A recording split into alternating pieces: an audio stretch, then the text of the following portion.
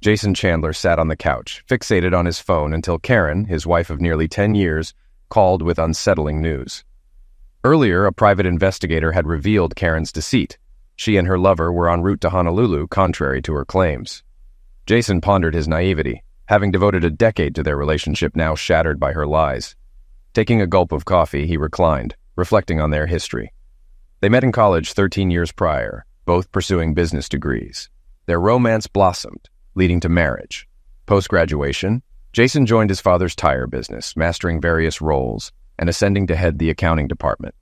He aspired to inherit the company from his father and succeed Mike Allen, the retiring CFO. After marrying, Karen pursued a career as a realtor, excelling even during tough market times. They lived comfortably, with a nice house and new cars, seemingly secure in their marriage. Though they were childless, he saw it as a blessing. Initially, Karen mentioned fertility issues, opting for tubal ligation. Despite suggesting adoption, she declined. Recently, her increased social outings sparked his suspicion, especially her late returns home. Despite expressing his concerns, she dismissed them, attributing her absences to work stress. "What were you doing out so late?" he inquired as she returned home one night, looking disheveled with a scent of cigarettes clinging to her clothes. "Just hanging out, having a few drinks," she replied defensively. "It's my business, Jace. I can take care of myself."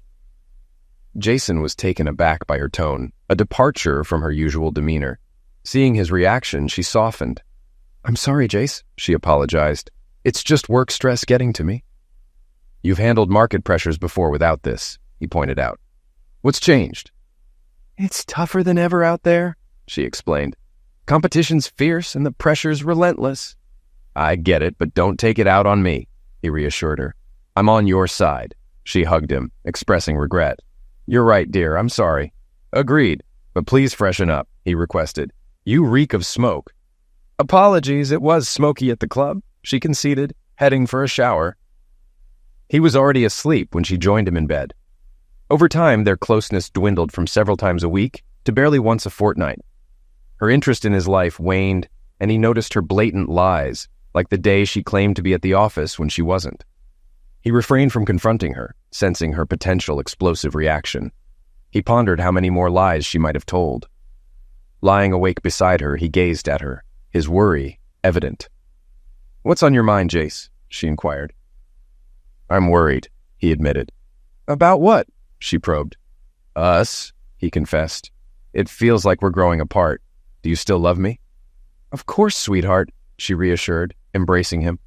"You know that, right?" I honestly don't know," he confessed. "It's been a while since you said it, and our closeness has dwindled. You're out more than you're home." "I'm sorry," she apologized. "Work's been overwhelming. I do love you. Please trust me." "Can you show me more?" he requested. "Of course, baby," she affirmed, kissing him. They made love that night, soothing Jason's worries temporarily, but concerns lingered. A month passed and the cycle repeated. Jason began to suspect something deeper. One day, his friend Ron asked to meet urgently. "Sure, let's grab a beer," Jason agreed. "I can't explain over the phone," Ron insisted. They met at the bar, and Ron dropped a bombshell. "I saw your wife today," Ron disclosed. "Yeah? She's in real estate, showing houses," Jason shrugged. "I'm certain," Ron affirmed, "but I never knew real estate involved such closeness." "Seriously?" Jason exclaimed. "You must be kidding." "I wish I were," Ron sighed. "I saw Karen with another man holding hands and kissing. It wasn't innocent." "That can't be right," Jason protested. "Are you sure it was Karen?" Ron showed him a photo, confirming his suspicions. "Damn," Jason muttered, asking for a copy of the picture. "Sure thing," Ron agreed, sending it over. "What's your plan?" "I'm at a loss," Jason admitted. "This blindsided me." "My friend's a PI," Ron offered. "Want me to connect you?" "Please do," Jason requested. "I need answers." After parting ways, Jason found Karen at home. "You're back early," he remarked, surprised. "Just in time," she smiled. "Where were you?"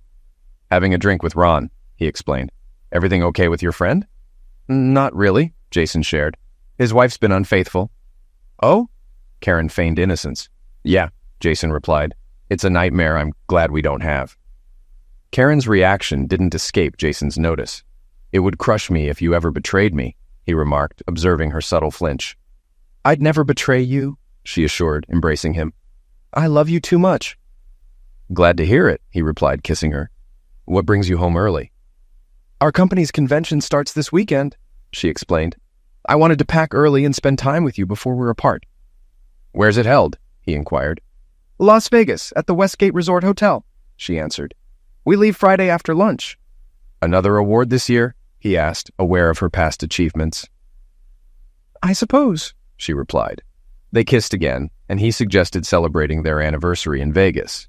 She declined, citing work commitments. Disheartened, he agreed to celebrate later. The next day, he contacted Ron for a PI recommendation. Before lunch, he met with the investigator. Good morning, Mr. Chandler. The investigator greeted him in his cluttered office. Glad to meet you, Ron greeted. Call me Jerry. What's the deal? Jason briefed him on Karen's Vegas trip. Vegas, huh? Jerry mused. You think she's up to something there? Could be, Jason admitted. I've got contacts there who owe me favors, Jerry offered. We'll keep tabs on her and can set up surveillance if you give me a room number. It'll cost extra. Expected as much, Jason nodded. But I need to know the truth. Jerry handed him a digital audio recorder. Easy to use. Just slip it under her car seat, voice activated, retrieve it later. She usually parks at the airport, Jason noted. Perfect, Jerry nodded. We'll handle it. If she slips up, we'll know. Here's my private line for updates. Thanks, Jason said, taking the number. Thanks, Jason said, writing a check from his personal account, not the joint one. They had separate personal accounts and agreed to allocate up to 10% of their earnings. Jason usually spent his on clothes and gifts for Karen, saving for a cruise until now. That night, Karen packed for the trip. Jason offered to help, noticing her excessive luggage. Curious, he peeked inside and found birth control pills, despite her previous claim of tubal ligation. He photographed her belongings, noting club attire and revealing bikinis, including an open micro bikini he'd never seen her wear. He discreetly placed an audio recorder in her car and ensured it was activated before locking up. This might be the last time, Jason pondered sadly, foreseeing their closeness fading as husband and wife. The next morning, Karen shared her hotel room number and promised nightly calls. Love you, she said, kissing him. Love you too, he replied, watching her drive off. At work, he informed Jerry of Karen's room number. Got it, thanks, Jerry acknowledged, ready to deploy his team. Later, Karen called from the airport, planning to update him upon check-in. Love you, she reiterated. Love you too, baby, he echoed internally, concealing his doubts. When his father approached, sensing his distress, Jason confided in him. That's rough, son, his father sympathized. I never would have guessed. Same here, Dad, Jason agreed. If you need us, we're here, his father offered. Thanks, Dad, Jason appreciated. Leaving work early, he found Karen's car at the airport, retrieving the audio recorder. Despite the tidy car, doubt lingered. On the drive home, Karen called. Hey, just got here, she informed him. Thanks for telling me, he acknowledged. Just settling in, she continued. I'll call you tonight. Love you. Love you too, he reciprocated. At home, he activated the audio recorder, hoping for nothing incriminating. Mostly there was road noise and her radio. Halfway through, however, reality hit. He listened to her conversation via Bluetooth. Hey, baby, a man's voice greeted. Hello, stallion, she flirted. A stud muffin? Jason scoffed internally. Who's this clown? Last week was amazing, the man reminisced. Glad you enjoyed it, she giggled. Plans for next week? Already arranged, he confirmed. Did you tell your husband? Not yet, she admitted. I've got it handled. He suspect anything? The man inquired. Nothing, she assured. He's clueless. Hope you're right, he said. He'll believe anything, she boasted. Okay, he conceded. Pulling up to the airport, she announced. See you at the hotel tonight, okay? Can't wait, he replied. Bye, love. Bye-bye, she concluded, ending the call. Jason stared at the tape recorder, shocked by what he'd heard. He replayed the recording to ensure he hadn't misinterpreted. She wasn't just cheating. She had plans for their anniversary week that didn't involve him. Frustrated, he cursed internally and pondered the duration of her affair and who her partner was. Grabbing a beer, he sat at his desk, contemplating recent events. Had he overlooked obvious signs? He questioned what else she might be concealing. He had respected her privacy, but now felt compelled to investigate. Knowing where she kept the key, he retrieved it from their jewelry box and headed to her office in the spare bedroom. He accessed the desk, driven by betrayal to investigate. Inside, he uncovered a web of lies. Karen had deceived him throughout their marriage. Shockingly, her personal account held over $250,000, far exceeding their agreed-upon savings limit. Examining her expenses, he found lavish gifts, including a pricey men's Rolex watch likely for her lover. Her purchases also revealed expensive clothing and visits to Planned Parenthood for feticides, which she paid for in cash. He pondered the paternity of the terminated pregnancies and her consistent use of birth control over the years. Additionally, he discovered a receipt for Plan B pills purchased just days earlier. And there's more. He found a recent receipt for a hefty down payment on an apartment in an affluent neighborhood, pondering if it would serve as her love nest or an exit strategy. Other receipts revealed payments for utilities and new furniture, prompting him to consider if one of the keys he found was for her new place. Determined to investigate further, he powered up her computer, finding passwords conveniently listed beneath the keyboard. He accessed her email, surprised to find her credentials saved, indicating her confidence in her secrecy. Shockingly, he uncovered exchanges with Greg Wilson detailing their carnal encounters, dating back nearly a year when he first noticed changes in her behavior. Initially meeting in hotel rooms, they later rendezvoused in houses she was selling. One email from 6 months prior provided some answers to his questions. "Did you handle that little issue?" Greg inquired. "Yep," Karen replied. "I went and had infanticide today." "Shame you didn't keep the baby," Greg remarked. "You could have passed it off as Jason's." "I can't do that," she explained. "He thinks I can't conceive. He'd figure out it wasn't his." Reflecting on 6 months ago, Jason realized that was when he first caught her lying. Damn, he thought to himself. She's a deceitful, cheating woman. He scrolled through their emails. Greg had suggested they have lovemaking in Karen's marital bed, but she refused. "I won't betray Jason like that," she wrote to Greg. "That idiot has no clue," he replied. "I won't do it," she insisted. "What if you had your own place?" Greg proposed. "You could afford it with your earnings, and your husband would be clueless." "Maybe you're onto something," she replied. "I have my own account, and Jason never questions it. I'll start looking." That was 3 months ago. The down payment receipt was just over a month old. "I got a condo," she told Greg. "I put a down payment, and I'm getting furniture next week. Jason's oblivious." "Perfect," Greg responded. "We'll have fun all over that place." Jason was stunned by this news. He kept reading the emails. "Why stay with your husband?" Greg asked. "Why not leave and get your own place?" "Believe it or not, I care for him," Karen said. "He may be a cocky accountant at a tire store chain, but I have feelings for him, and he treats me right. I got the condo so we could meet without risking exposure at hotels. Plus, you're still married." "Hey, just give the word and I'll dump Christy," Greg offered. "She's a headache." "Let's see after the conference," Karen replied. "What happens after the conference?" Greg pondered. Jason began printing out Karen's letters and copying the receipts he had discovered. Just as he was doing so, Karen's number flashed on the display. "Hello?" he answered cautiously. "It's me, baby," Karen greeted. "Are you okay? You sound off." "Got a pounding headache," he lied, not wanting to tip her off. "Just settling in for the night," she informed. "Take something for that headache and rest. Love you and miss you," she added. "Yeah, same here," he muttered. "Bye." Ending the call, he pondered if she noticed his lack of affectionate words. In truth, he was seething. Determined to uncover the truth about Greg, he scoured Karen's company website and found him. Greg Wilson, the regional manager. She was indeed involved with her boss. Printing the page, he added it to his pile. Growing more agitated, he contemplated breaking into her apartment. Checking her address, he hesitated, wondering about a security system. Reviewing her documents, he spotted a code labeled alarm system. Of course she'd write it down, he thought bitterly. Closing her laptop, he left, grabbing latex gloves from the garage to avoid leaving evidence. Finding her complex, he parked in her spot and approached her door. Donning his gloves, he tested a key from her jewelry box. The door yielded, and he entered. Spotting the alarm remote, he inputted the code he'd discovered and ensured the alarm was disarmed. Switching on the light, he surveyed the apartment, admiring Karen's furniture choices. "She's always had good taste," he mused.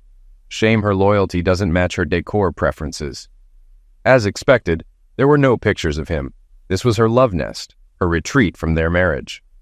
Stepping into the kitchen, he noted a few plates and utensils. The fridge was empty, the pantry bare. Surprisingly, the house was fully furnished, adorned with flower portraits, and boasted a large flat-screen TV. Entering the bedroom, he found it likewise furnished, with lace curtains cascading elegantly over the windows, just above the electric heater, an apparent fire hazard.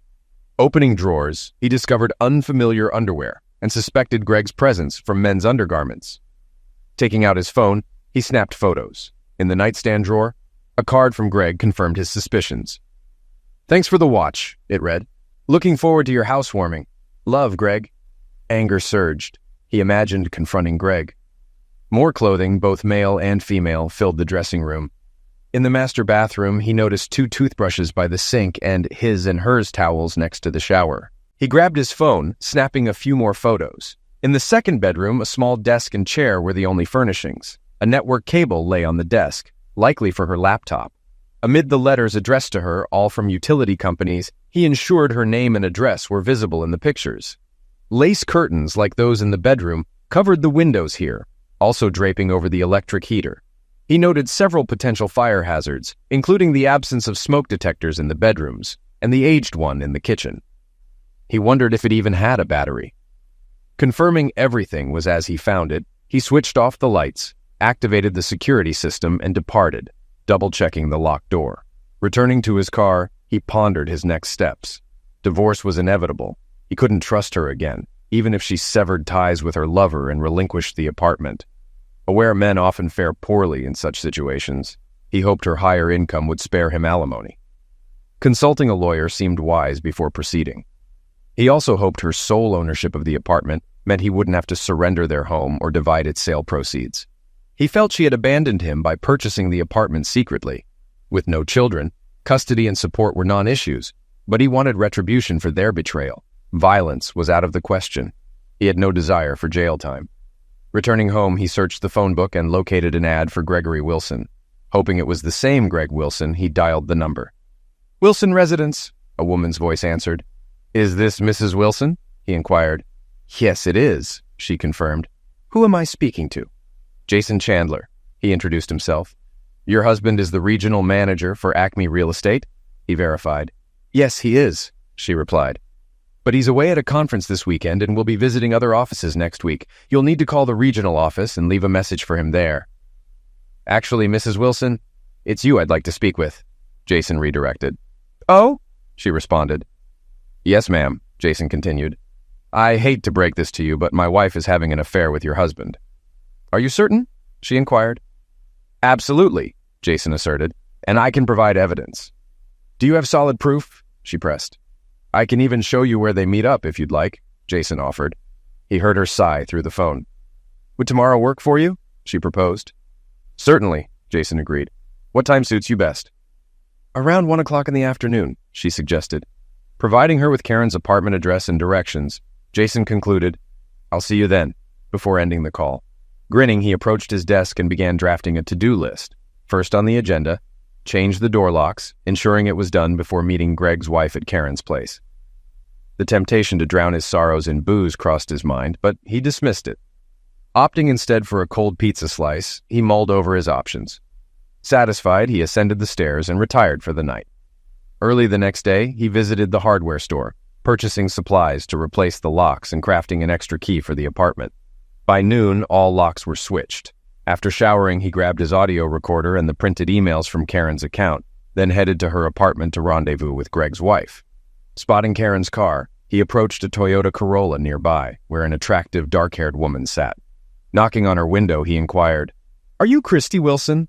She confirmed her identity, and he opened the door for her. "Call me Jason Chandler," he said, gesturing for her to don latex gloves he offered. "Let's head in. I'll show you their hideaway." Using the spare key, he successfully unlocked the door, deactivating the security alarm as they entered. Jason guided her into the bedroom, opening drawers and revealing Greg's clothes in the closet. "Oh my God!" she exclaimed. "I've been searching for these for weeks. I wondered where his clothes were disappearing." "Has your husband been sporting a Rolex watch lately?" Jason inquired. She affirmed, mentioning it was a gift from management. Shaking his head, Jason retrieved a card from Karen's nightstand, displaying it to her. Reading the note, she burst into tears. "Is that his handwriting?" Jason questioned. "Yes," she sobbed. "But wait, there's more," he added, presenting the emails and activating the audio recorder. Tearfully, she read the emails before listening to the Friday recording. "I'm sorry," Jason said, embracing her and restraining his own emotions. It's not your fault, she assured. I've suspected something but lacked proof. Composing herself, she faced him. So what's the plan? She inquired. I'm filing for divorce, he declared. And I'll kick him out as soon as I lay eyes on him, she vowed. Suddenly, she brightened. I have an idea, she exclaimed. What if we help them move in together here? Jason pondered momentarily before smiling. I like it, he agreed. But we need to act fast. They'll be back soon. Greg said he'd be away for a week after the convention, she revealed. I bet Karen will find a reason to leave too.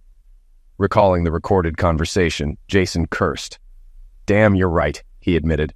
But I want her stuff out of my house pronto. Agreed, she concurred. Meet me back here in 3 hours. Sounds good, Jason agreed. I'll bag her stuff. I should be back in time. See you then, she said, rising. Jason observed her, struck by her petite stature and charm. He couldn't fathom why Greg would cheat on her. They left the condo and arrived 3 hours later, their cars brimming with bags of the couple's belongings. Dumping the bags in the sparsely furnished second bedroom, they didn't worry about breakage, knowing it would take the cheating spouses hours to sort through everything. I don't know about you, but I wasn't too careful with his stuff, she remarked. Jason chuckled.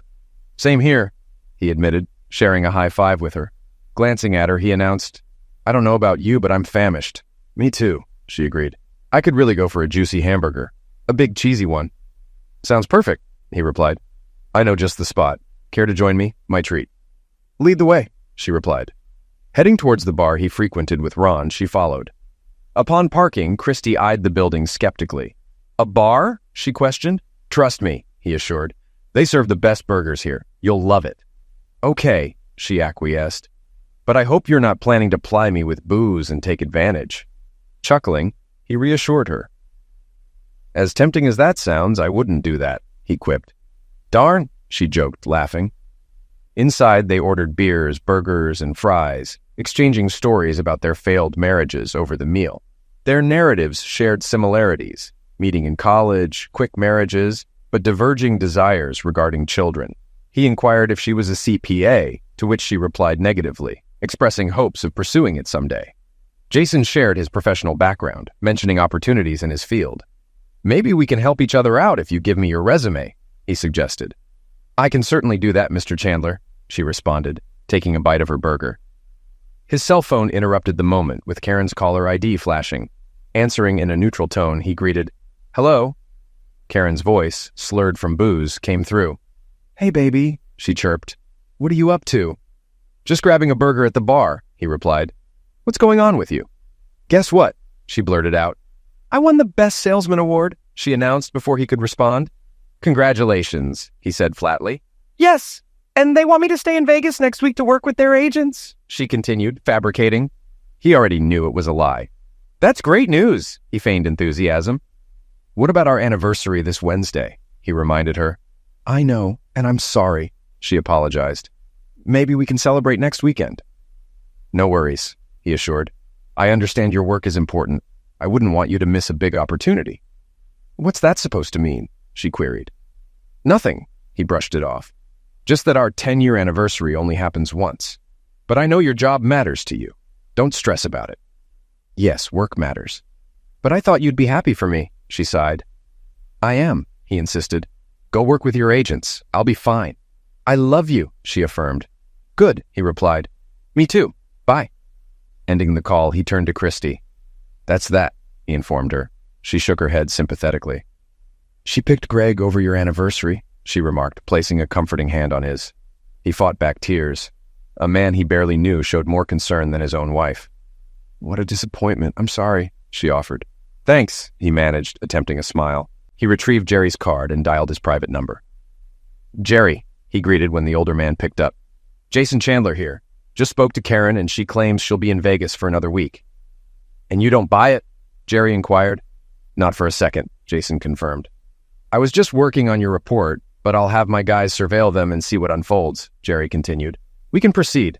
The conference wrapped up a couple of hours ago and they're apparently enjoying themselves. Most attendees will be heading home tomorrow.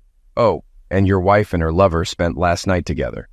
I've got footage you might want to see. I'll email it to you, included in my report. That'd be great, Jerry, Jason acknowledged. Thanks. Ending the call, he turned to Christy. Tomorrow, we'll get to the bottom of this, he stated. My PI caught those two lovebirds spending the night together. He's sending over some video footage. Would you care to watch it with me? Not particularly, she admitted, but I feel like I should. Understandingly, he nodded. Well, let's head to my place, he suggested, rising. After settling the bill at the bar, they departed for his house. Once there and settled in his office, the video arrived in his email. Would you like a drink before we start? He offered. Sure, she accepted. Cola, if you have it. I'll grab 2 colas, he agreed, heading to the kitchen. Returning with cold sodas, he initiated the video, and they observed Karen and Greg engaging in various carnal acts. Both Christy and Jason struggled to contain their emotions as they witnessed their spouses enjoying each other's company. The ensuing pillow talk was even more heartbreaking. What do you reckon our spouses are up to right now? Karen inquired. If I know Christy, she's probably glued to one of her dull movies, Greg replied, or nose deep in one of her silly books. Yeah, I get what you mean, she agreed. I imagine Jason's buried in another one of his tedious spreadsheets or poring over stock reports. Greg smirked. You'd think he's out here saving the world or something? I mean, come on, his old man's company sells tires, for crying out loud. What's the big deal? So, have you decided what you're going to tell that idiot after tomorrow's awards banquet? Yep, she confirmed. I'll just say I was requested to stick around in Vegas for a week, filling in for the local reps. He'll swallow it. Hell, he'd believe anything I tell him. I could tell him the moon's made of green cheese, and he'd buy it. And by the time he catches on, we'll be lounging on a beach in Hawaii. Greg added, I can't wait to see you flaunting that new sling bikini you snagged. Christy erupted. Hawaii, she exclaimed. That idiot's whisking some floozy off to Hawaii. I'm going to rip his guts out. She turned to Jason. Sorry for calling your wife a floozy. No need to apologize, he responded. I'd say the same thing. They refocused on the video. So, what about your anniversary? Are you just going to skip it? Hawaii sounds a lot more enticing than a night at a steakhouse, she remarked. I pledged to make it up to him. Maybe I will, maybe I won't. Greg regarded her. You're ice cold, you know that? He remarked. She shrugged. It's only our 10th anniversary, she explained. There'll be more. Who cares about that? Right now, I need you. With those words, they resumed their activities, prompting Jason to halt the video. I've seen plenty, he stated. Have you?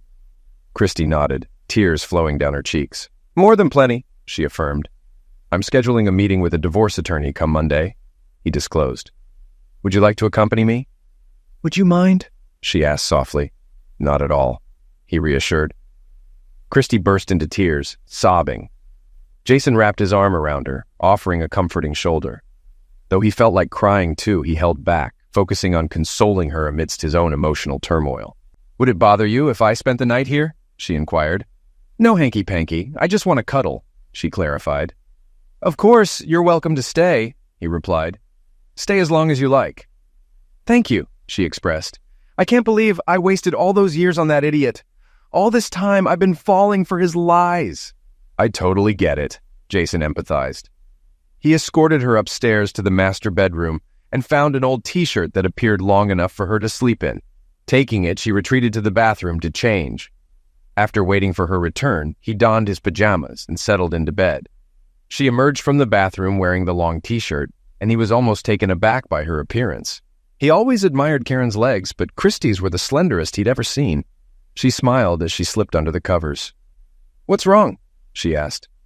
Never seen a woman's legs before? None as lovely as yours, Jason complimented. Sweet talk will get you everywhere, sir, she teased. He wrapped his arm around her, drawing her close, savoring her scent. She placed her hand on his chest, snuggling against him. Did you know you're the only woman I've shared a bed with besides my wife for over 10 years? He confessed. And you're the only man I've been with besides my husband, she revealed. They gazed into each other's eyes for what felt like an eternity before drifting off to sleep in each other's arms. The next morning, they woke up entwined with each other. Good morning, sleepyhead, she greeted. You don't need to rush out on my account, she added, as he rose to use the bathroom. Good morning, beautiful, he responded. I'll be quick. He relieved himself in the bathroom, which proved challenging given his state of arousal. Upon returning, he found Christy already tidying up the kitchen and preparing scrambled eggs and bacon for breakfast. Glancing at the clock, he noted it was 8:30 a.m. His gaze returned to Christy, enjoying the sight of her cooking in his old t-shirt, momentarily reminiscing about the times Karen used to make breakfast for them. "Wow, that smells amazing," he remarked. "I hope you don't mind me taking over your kitchen," she said. "Not at all," he assured her. "I can't recall the last time someone made me breakfast." "Karen never cooked for you?" she inquired. "She used to," he acknowledged, "but she stopped a while back. Claimed it took too much time and she needed to prepare for her clients." "Damn," Christy muttered. "Exactly," he concurred. The aroma of bacon filled the air as she placed a generous plate in front of him. He devoured the meal hungrily, as if he hadn't eaten in weeks. "Wow, that was amazing. Do you cook like this every morning?" "Whenever I can," she replied. His phone interrupted, displaying Jerry's name and number. "Hey, Jerry," he greeted. "Working Sundays now?" Jerry chuckled. "More often than I'd like," he admitted. "I wanted to update you. Your wife and her lover boarded their flight from Las Vegas just before 6 o'clock this morning. They had a layover in Los Angeles for about 40 minutes. And the plane departed an hour ago. They'll touch down in Honolulu in approximately 5 hours. I've got the flight details if you need them." "Got it," Jason confirmed. "They're on American Airlines Flight 31, Jerry added. "I've got a contact in Honolulu ready to track them once they land." "Thanks, Jerry," Jason said, jotting down the information. After ending the call, he turned to Christy. "Well," he began, "here's the update. They're en route to Hawaii." As the plane ascended, Karen settled into her seat. Glancing out the window, she watched as they flew over the Pacific Ocean. "This is it," she mused to herself. Glancing to her left, she noticed Greg already asleep in the neighboring seat. She closed her eyes briefly, reflecting on the past decade. Brief pangs of guilt swept over her for betraying her trusting husband. Somewhere deep down, she acknowledged this as just another in a series of poor choices, yet she justified it to herself. She hoped it would all resolve without Jason ever finding out. Perhaps their marriage would continue, and they would grow old together, eventually retiring peacefully. Her initial misstep was disclosing to Jason that she couldn't conceive. In reality, she was capable, but she harbored no desire for a family. Motherhood might allure some, but not her. Thus, she informed Jason of purported medical hurdles necessitating tubal ligation. He accepted, eventually consenting. However, complications with the IUD arose, compelling her to discontinue its use due to pelvic discomfort and headaches. She resorted to conventional birth control pills, supplementing with the calendar rhythm method to avoid physical engagement during peak fertility. Though mostly effective, she found herself pregnant twice. The first instance occurred with her husband. Fearing his response, which would unveil her initial deceit and her reluctance for parenthood, she discreetly underwent infanticide, financing it privately. Luckily, they had established separate accounts alongside a joint one. Initially, they agreed on her contributing 10% of her earnings to the joint account, but she manipulated the arrangement. She could have funded the feticide independently, keeping Jason unaware. The second pregnancy arose with Greg, approximately 6 months prior. She divulged the situation to her paramour and opted for another feticide, covering the cost from her personal account, hoping Jason would remain oblivious. Then came her extramarital affairs. Throughout the initial 7 years of marriage, she remained loyal to her husband. However, everything shifted one day when she encountered a client, strikingly handsome and affluent. In a fleeting moment, she made a decision she never regretted. They engaged in intense, passionate closeness within the confines of a lavish house she was showcasing, and he exhibited gratitude by purchasing the property outright. Such encounters were infrequent, maybe occurring 10 times over the subsequent year and a half. Later, she discovered others engaged in similar behaviors. Though she experienced fleeting guilt, she reasoned, "What the heck? If other women could indulge without consequence, why couldn't she?" In her view, it bore no relation to Jason. Her love for him remained steadfast, and what he didn't know wouldn't cause injury. Then she encountered Greg, and everything altered. He embodied everything her husband lacked. Jason was analytical, pondering decisions meticulously, whereas Greg was impulsive, deciding on a whim. Jason's path in life, both personally and professionally, had been predetermined. He dedicated his career to his father's tire business, a trajectory he continued, set to ascend to CFO and ultimately president and CEO. Conversely, Greg's future was uncertain. He embraced each day as it came, living in the moment while Jason contemplated the future. Their approaches in bed were starkly different. Jason prioritized her pleasure, while Greg was more forceful, leaving her feeling shattered. Initially, their liaisons occurred in discreet motels or houses they were selling, but she grew apprehensive about being spotted and alerting Jason or Greg's wife, Christy.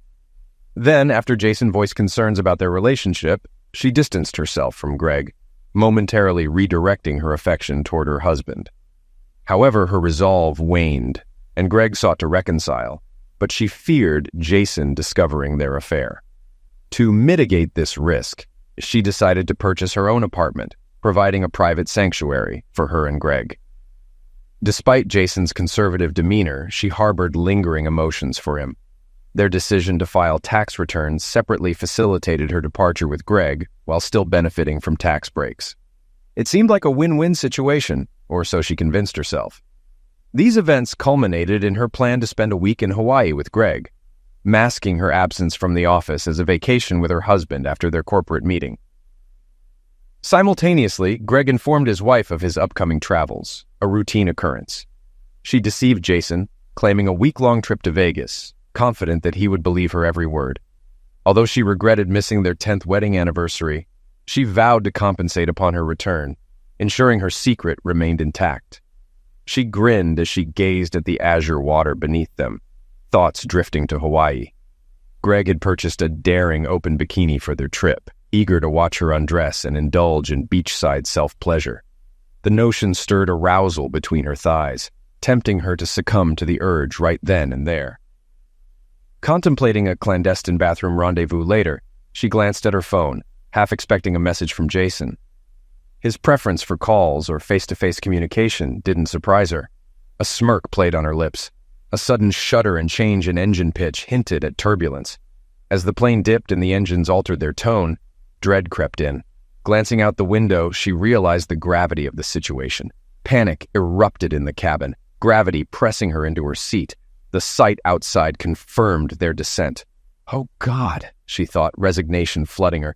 "This is it. We're going down. I'm going to die." Oxygen masks deployed. Passengers, including Greg, screamed as flight attendants braced them for the inevitable.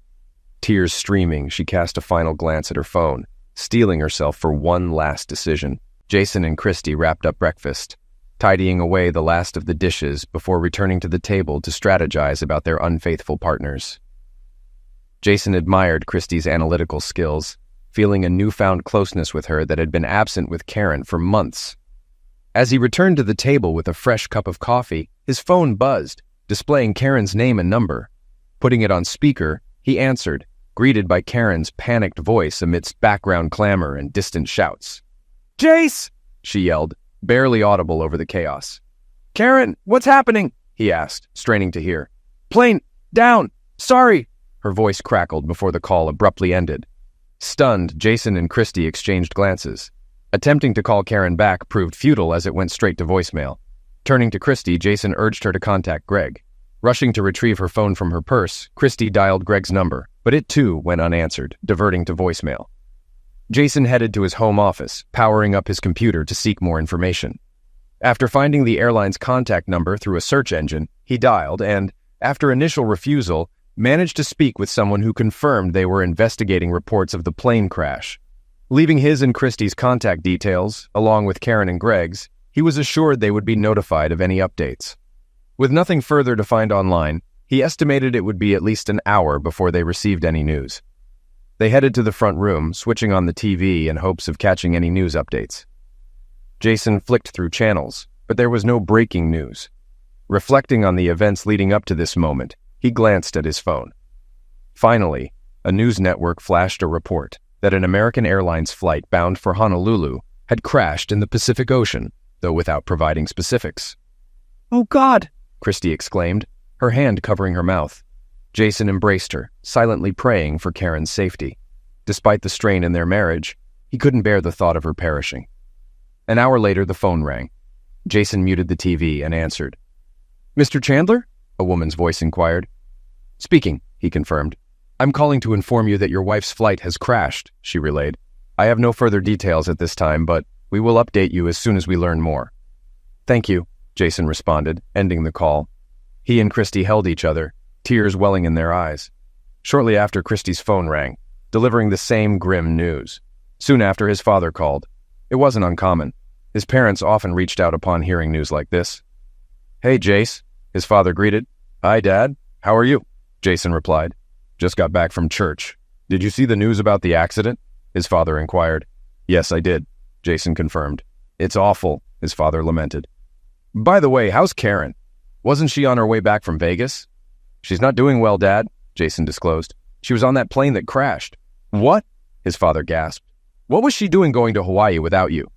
"She was with her boyfriend," Jason disclosed. "Oh my God," his father reacted. "I'm sorry to hear that, son. Take a week off and sort things out. Let Mike know if there's anything we can do. Just give me a call, okay?" "Thanks, Dad," Jason expressed gratefully. He wrapped up the call, his mind swirling with a mix of emotions. On one hand, he felt a deep sorrow knowing Karen was likely gone. Yet anger simmered within him for her betrayal, as well as at himself for not standing up to her. Strangely, the absence of divorce didn't disturb him. However, the realization of shouldering Karen's final expenses, including the apartment, jolted him. "Damn," he muttered. He glanced at Christy, pondering how she'd cope. What steps would she take? An idea struck him, prompting him to approach her. "Christy," he began, "why not sell your apartment and move in here with me?" She met his gaze, tears brimming in her eyes. "Are you serious?" she questioned. "Absolutely," he affirmed. "There's a spare room upstairs, and with the upcoming challenges, maybe we can support each other through it all." After a moment's consideration, she responded, "Why not? But under one condition." "What's that?" he inquired. "That I share your bed," she stated. "Really?" Jason's thoughts raced, realizing things were moving quicker than anticipated. Dismissing doubts, he resolved to seize the moment. "Sure," he agreed. "It's been ages since I felt genuinely comfortable with my husband. Last night was the first time in years I felt fulfilled. Is that all right?" "More than all right," he assured her. "Then it's settled," she confirmed. "I'll grab my belongings from home and be back tonight." Jason nodded. "I'll be here," he promised. After she departed, he dialed Lucy, Karen's colleague. "Hello?" she greeted. "Lucy, it's Jason Chandler," he identified himself. "Oh, hi, Jason," she responded. "How was Hawaii?" "I'm not sure," he admitted. "I hear it's lovely this time of year. Why?" Lucy's tone shifted. "Karen mentioned you two were heading there after the company meeting. I assumed you were en route." "Actually," Jason clarified, "Karen went, but not with me. She went with Greg." "What?" Lucy exclaimed, taken aback. "That's right," Jason affirmed. "However, neither of them made it. The plane they were on crashed in the Pacific Ocean today. You might have seen it in the news." "Oh, no," Lucy gasped. "Do you know if she survived?" "I doubt any of them did," Jason responded solemnly. "I'm deeply sorry," Lucy offered sympathies. "Please accept my condolences. Also, the company has life insurance for all employees." "I'll handle the paperwork, but I'll need details from the airline. Can you provide them?" "Yes, I'll gather what I can," Jason promised. "But I have a question for you." "What's that?" Lucy inquired. "Were you aware of Karen's affair with Greg?" Jason queried. "I had my suspicions. There were whispers, but nothing concrete," Lucy admitted. "We tend not to gossip about personal matters in the office." "I understand," Jason acknowledged. "Well, that's all for now. I'll be in touch." "Thank you," Lucy responded. "And again, my condolences." That evening, while watching television with Christy, a news report about the crash aired. It stated that the plane's final moments were captured by a crew member aboard a cargo airliner only a couple of miles from the crash site. The TV station aired an amateur video showing the plane rapidly descending nose first. The plane appeared to disintegrate upon impact with the water, the report conveyed. The cargo ship altered its course to aid in the search for survivors. While they retrieved several bodies from the water, unfortunately, there were no survivors.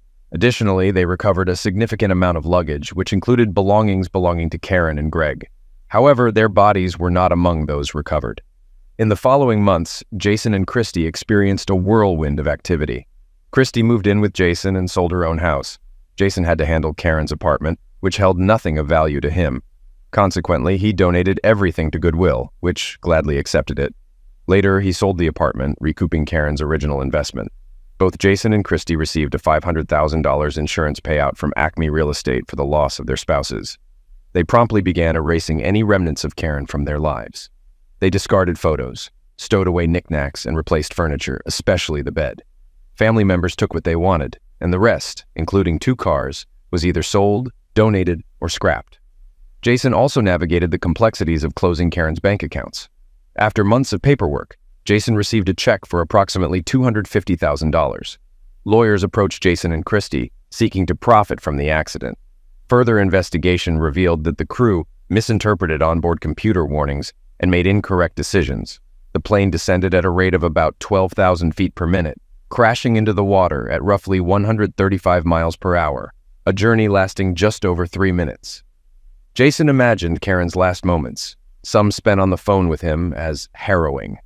He believed her final act was one of regret, realizing she was hurtling towards her demise with no chance of escape. Nevertheless, Jason deemed it too little, too late. Fortunately, the airline reached a settlement with all affected families, compensating each passenger with just over $175,000. Jason and Christy received a total of over $1.6 million. After accounting for taxes, they still had a substantial sum. Since neither Karen's nor Greg's remains were recovered, no funeral took place. However, Jason and Christy organized memorial services mainly for their families. They didn't shed tears for their deceased spouses. 3 months into her tenure, Christy left her job to move in permanently with Jason. By then, they were deeply in love. One evening, while dining at a local Texas roadhouse, Jason proposed to Christy on one knee. She joyfully accepted, eliciting applause from nearby patrons. "It's high time you made an honest woman out of me," she whispered to him.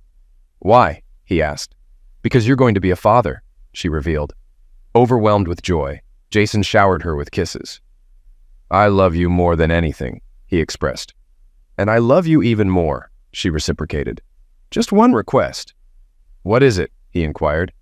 "Please don't ask me to fly anywhere," she pleaded. Laughing, Jason embraced her tightly. "Don't worry, my dear," he assured her.